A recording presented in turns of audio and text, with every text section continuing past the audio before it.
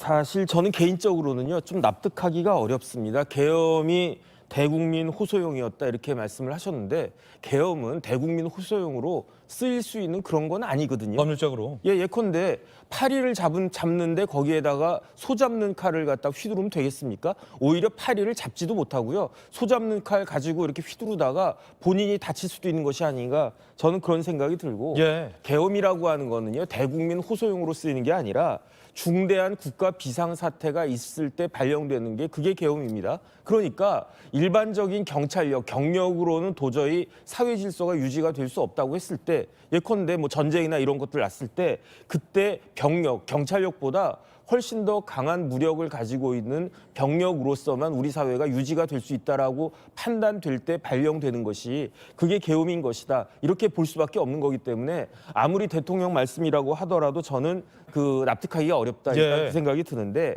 그럼에도 불구하고 그걸 다 알면서도 윤석열 대통령의 어제 그 최후 라스트 스테이트먼트 아니겠습니까? 최후 진술, 거기에 일정한 울림이 있었다라고 볼 수밖에 없었던 것은 대통령 말씀에 뭐가 있었느냐? 팩트가 있었단 말이에요. 어떤 팩트가 있었습니까? 지금 우리나라가 행정부가 독재를 합니까? 대통령이 독재를 합니까? 지금이 뭐 군부 독재 시대입니까? 아니거든요. 지금 우리나라 그런데 독재가 이루어지고 있다라고 생각될 수밖에 없는데, 그 독재가 어떤 독재냐? 참 우리나라 역사상 유일하게 희한하게 입법부에 의한 독재가 이루어지고 있는 것이 아닌가. 행정권 완전히 무력화돼가지고, 그래가지고 뭐 예산 가지고 완전히 그 다수당이 장난치고 있고요. 그 다음에 탄핵을 30번 가까이 하는 그런 나라가 어디 있습니까? 그런 국회가 어디 있습니까? 이런 모습들을 다시 한번 볼 수밖에 없고, 심지어 이번에 윤석열 대통령에 대한 그 탄핵 심리 절차와 그다음 내란죄 진행되는 과정에서 우리가 다 봤듯이, 수사와 재판 진행에서 봤듯이 이제는 입법부가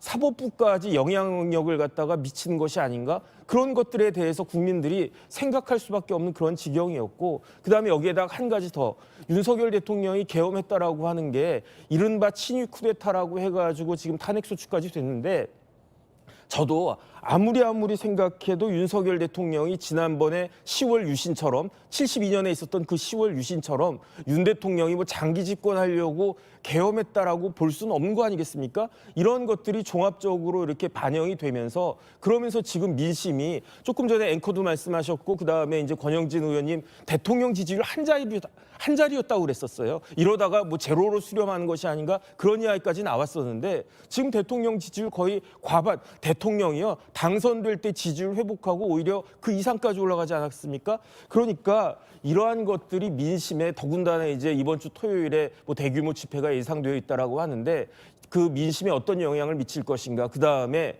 궁극적으로는 헌법재판소의 선고에 어떤 영향을 미칠 것인가 지켜봐야 되는 것이 아닌가 싶습니다.